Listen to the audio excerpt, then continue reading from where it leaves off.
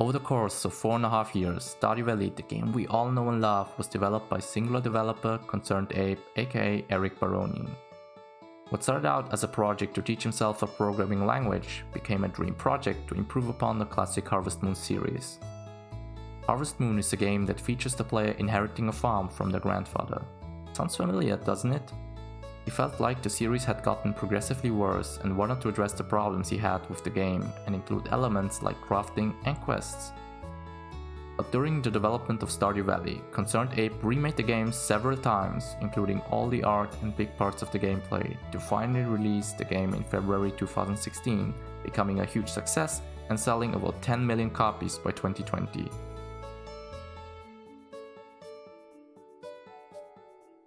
I'm Mr. Penguinpanda, and in this video I'm taking you towards a deep dive into the development of Stardew Valley, content that didn't make it into the game, and how different Stardew Valley could have been. I looked through all possible blog posts and interviews over the years. I also searched through old videos, forum posts and Reddit threads about Stardew Valley, and also took an in-depth look into the game's code and all the data files to collect this information. There are so many unused assets and features that it's almost impossible to list them all. And it makes sense, when you're developing a game or any product you want to adhere to a certain quality standard. Game design isn't easy, and for a retro-style pixel game like Stardew Valley that's even more important, as you can't impress your potential customers with flashy animations and realistic graphics. This means you have to pick and choose the right features to include in your game amongst the thousands of ideas you might have. And these ideas have to fit into the theme of the game as well. Featureitis, the bloating of a software product with too many unnecessary features, is a real thing. Not to mention that during the development process you have to choose where to allocate your time and your resources. Do you focus on the fundamentals of your game, or do you instead focus on things no one might ever use? Now let's take a look at the old story of Stardew Valley. Very early into the development process there was supposed to be a rival farmer. All across the code and data files you can find mentions of an NPC called a female or male rival. They would have the same gender as the player and have one of many random names with a title, like Hotshot Kyle or Cowgirl Susan, that can still be found inside the files. To be fair, these do sound like the names of random Pokemon trainers you can battle. There's still sprites in the game that show how the rival looked like, and it's very apparent that this design matches the old art style that ConcernedApe used in the earliest stages of development. Not that this is easy to tell. In 2018, ConcernedApe stated that he redesigned all the art in the game over 10 times while developing the game. Looking through all of the footage, you can find several designs of many characters like this hand-drawn Linus portrait, or this very old iterations of Sebastian, Ailey, Elliot, and so on. And this type of portrait is very reminiscent of the portraits used in the Harvest Moon games. Getting back to the rivals, instead of just mining your own farm, the player would compete against another NPC farmer. Though what's left of the code suggests that this rival would only appear during the final event of the game, but that's all speculation. In the files that contain the dialogues there are mentions of an event called the 16th Centennial Stardew Hero Celebration. This festival was very likely the culmination of the main story, kinda like what the restoration of the community center was previously, or now the summit in 1.5, and the names in the code strongly suggest this. This event still exists in the game's code, and the player would win by completing the game by at least 70%, which used the same metric as the current perfection score does. I tried to use a debugging function that ConcernedApe used to test this event, but of course the game crashed. Instead, I stitched together all the dialogue pieces from the code. The event would begin with all the characters gathering. The player's spouse would stand next to them, and Mayor Lewis would begin with a speech and even hint towards the rival, bribing him in a joking manner. The dialogue shows that the rival wouldn't have been really friendly towards the player nor the villagers. So he has kinda been replaced by Morris in modern Stardew Valley. The rival would even accuse you of being envious, jealous, and trying to take him down at all costs. But if the farmer won, everyone would state how happy they were. The rival would then leave Pelican Town forever, never to be heard from again, and the end credits would play. If instead the player lost, Emily would console you, with the game telling you, better luck next time, and the credits would play. Some extra dialogue from all the other villagers would also show how happy or shocked they were depending on the results. I do think that the stress of having an evil rival wouldn't have been very fitting for the relaxing Stardew Valley we all know and love, and ConcernedApe might have thought the same. Instead, he replaced the story with the conflict between the community center and the JoJo mod, and the rating came back with the near perfection score as well. And this parallel is strengthened by the fact that after restoring the community center, there's a similar dialogue saying that Morris and JoJo mod were never to be heard from again. ConcernedApe also thought about putting in a time limit of 2 years before JoJo would demolish the community center, but never implemented this, probably because he wanted to keep the relaxing atmosphere of the game. But there are other features that carry on this legacy of rating your progress and competing against other villages. The display range at the Stardew Valley Fair, and Grandpa's rating at the beginning of the 3rd year. In the end, ConcernedApe's idea with the community center was to create an overarching narrative or goal that would give players a stronger sense of purpose in the game world, which he certainly achieved. And before we continue, if you'd like to see more content like this, then subscribe to my channel, activate notifications, and also give this video a like. I would appreciate it. Now let's continue with something that might have changed the Stardew Valley we know completely. The mines. Before we got our current mine system with a set amount of layouts, the mines, which were called caves, were procedurally generated. In 2014, 3 years before the release, ConcernedApe described them this way. They are procedurally generated, so whenever you play a new game of Stardew Valley, the caves will look different. They could potentially be nearly infinitely deep if I wanted them to be.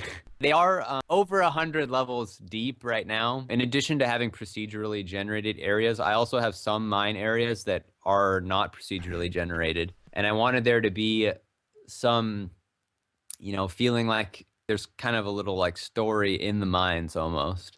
But you can reach a bottom level and there's something interesting there. Even though there's nothing resembling this version of the mines anymore, he very likely used this idea to create the infinitely deep skull caverns. In 1.3 he also added the encounter with Mr. Key on floor 100, which could be what he envisioned with something interesting back then. This old version of the mines did have some similarities to the current version, with different distinct biomes and a lot of the monster types still present in the game.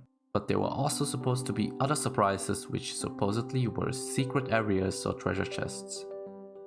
But one key difference was that you were able to destroy walls to explore the level, and ConcernedApe even planned to make everything in the mines destructible.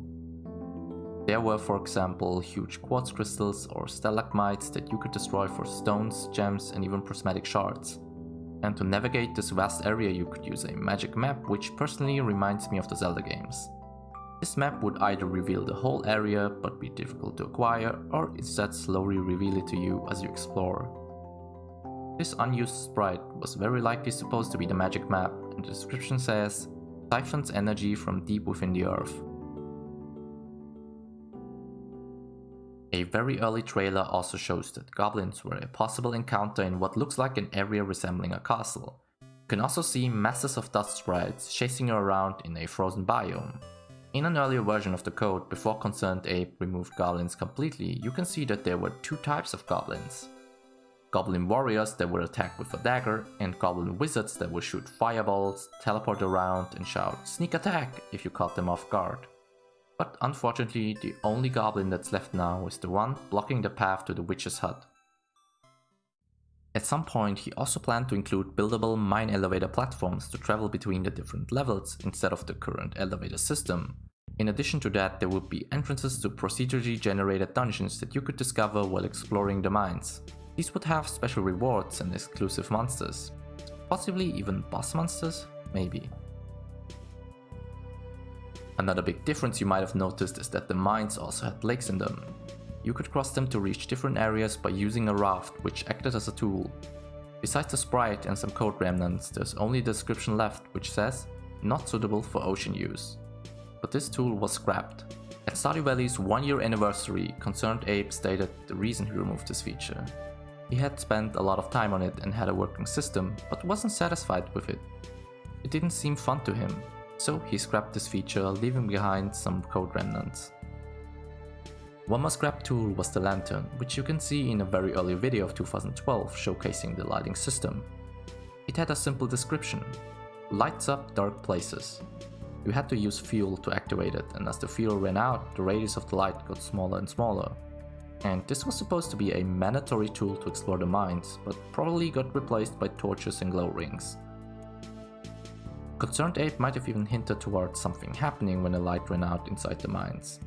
Maybe special monsters would spawn. One could argue that this idea survived with the stone golems in the dark area of the mines, but who knows? But what happened to the idea of a procedurally generated dungeon?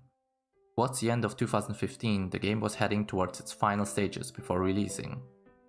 As more gameplay footage was shown, many people were surprised and also disappointed with the removal of the old version of the mines. It had goblins, rafts, destructible walls, and much more. ConcernedApe responded by saying that the old mines were just not going to work. They were bug-prone and not very fun, and he admitted that cutting such a big feature caused him a lot of stress. He also wanted players to feel like they were making progress, and he said that his top priority was a polished and bug-free experience.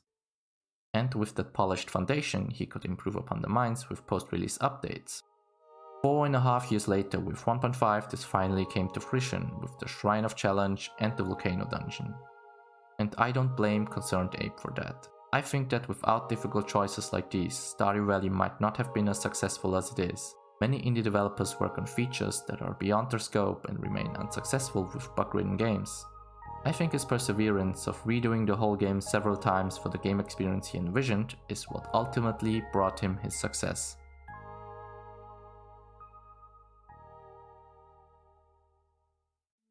Let's continue with a feature that's so obvious that you might not have noticed it missing. Meat. During the early stages of Stardew Valley, there was an option to butcher your own animals. And you could, for example, use this meat to cook certain dishes. There was even supposed to be a profession increasing the amount of meat you get from butchering. There are still a few lines of code and some sprites regarding meat in the game. And one type of animal, the hog, was specifically just for producing meat and is the only unavailable animal in the game. But did you notice something? There's not a single dish in the game that contains meat anymore. There's only fish and the newly introduced bug steak, if that counts. In an interview from 2016, ConcernedApe stated that beta testers asked him to include the feature of butchering, which he listened to at first. But he felt that this was wrong since the player would grow affectionate to their animals. They would give their animals names, pet them, and all this stuff. So he removed it with a lot of heated discussions amongst players on all kinds of platforms. He said, "It just felt wrong, it didn't jibe with the feeling I was going for with the game, so I cut it and I don't regret it." And I respect that. I don't think this is necessarily about the person Eric Baroni being a vegetarian or not wanting to enrage animal lovers. Rather, you raise these animals lovingly, and then there are two options. Butchering is very profitable and a necessary feature for unlocking achievements or other content. You force the player to either do it or feel bad about missing out. Or butchering is not really worth the effort and the feature is unused. What do you guys think? Tell me in the comments. But anyway, if you really have that itch, then there's still the animal husbandry mod that adds back butchering, including many new recipes. Or maybe I shouldn't call it butchering, but exchanging animals for meat that grows on trees with a magic wand that looks like a meat cleaver to please the bloodlust of some humans. And this is the great thing. From the get-go, even going all the way back to 2012, ConcernedApe wanted to support the modding community. Before the game was even released, he said that he was interested in playing mods of his game since he had been playing the base version for years. So if there's something you disagree with, he made it easy for you to change. Now let's finish this off with some cut content from the newest 1.5 update.